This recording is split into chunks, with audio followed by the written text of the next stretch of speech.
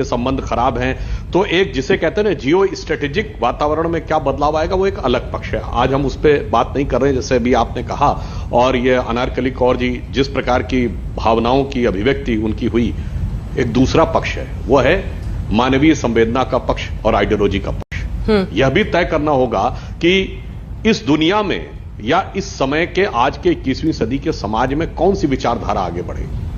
जो कष्ट उन्होंने बताया, जो दुनिया आज देख रही है, मैं पूरी विनम्रता से कहना चाहूंगा अंजना जी, जो लोग ये कहते हैं ना डेवलपमेंट की बात करो, पढ़ाई लिखाई की बात करो, बाकी में क्या रखा है, तो मैं याद दिलाना चाहता हूं केवल 1950 और 60 तक काबुल की आबादी में 1/3 से अधिक हिंदू और सिख थे।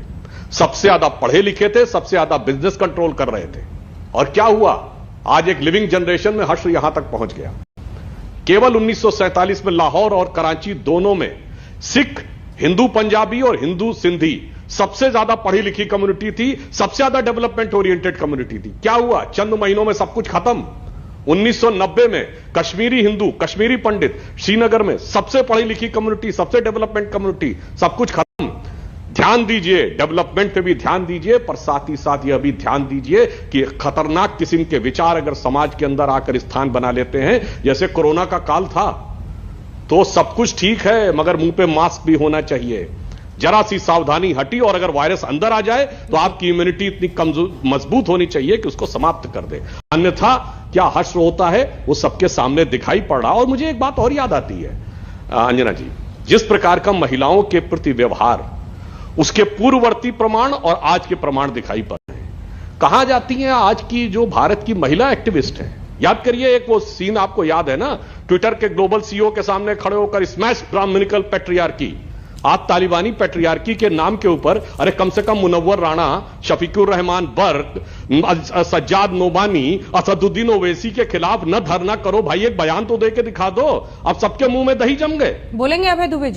चाहता है कि ईमानदारी से महिला अधिकारों के लिए कोई नहीं कहना चाहता, सब के सब इस विषय पे अपने राजनीतिक निहितार्थ सिद्ध करना चाहते हैं। अभय दुबे जी, सीधा आपने को बोला है उन्होंने। मेरे अभिन्न मित्र एक नाम छोड़ दिए, इसमें एक नाम भूल गए, असदुद्दीन ओवैसी, मुनव्वर राणा के साथ मोदी सरकार का नाम भी जोड़िए। भारत सरकार की नीति क्या थी अफगानिस्तान को लेकर जानते हैं आप? Afghan led, Afghan own and Afghan control सरकार हम चाहते थे वहां। मोदी सरकार ने इसको तब्दील कर दिया, सुधांशु त्रिवेदी जी, इस परिभाषा को उन्होंने कर दिया ISI led, Taliban own and Pakistan control.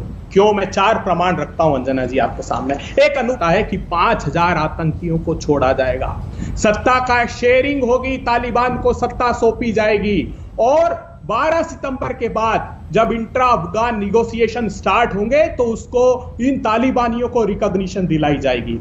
इस अनुबंध के बाद भारत सरकार का बयान आता है। भारत की सरकार कहती है Indian government has welcomed the opportunity and hope for peace and stability generated by these agreement। इन दोनों अनुबंधों से तालिबान को अफगानिस्तान सौंप देने के बाद शांति स्थापित होगी। राज्यसभा में जवाब दिया जाता है, राज्यसभा में जवाब देते हैं कि external affair minister participated in the inaugural session of intra Afghan negotiation held in Doha September 2020। हमारे विदेश मंत्री उस इंट्रा अफगान निगोसिएशंस में जाते हैं, उसमें कौन होता है जानते हैं?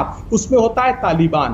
और सुधांशु जी से मैं इस पर जवाब लूंगी, छोटा सा जवाब सुधांशु जी, क्योंकि मैं दो बहुत खास महिला मेहमान मेरे साथ हैं जो अफगानिस्तान की परिस्थिति पर बोलेंगी। ठीक है, मैं 2 लाइन में जवाब दे देता हूं। देखिए, अभय दुबे जी की पार्टी को तो यह सौभाग्यपूर्ण था कि इन्हें तो तालिबान की समस्या कभी झेलनी नहीं पड़ी। 2001 तक तालिबान का राज था और जैसे ही अमेरिका वहां आया, जब तक इनकी सरकार आई 2004 सारी कमर तोड़ चुकी था अमेरिका वहां। हैसियती खत्म, bye bye, ta ta, good bye, गया।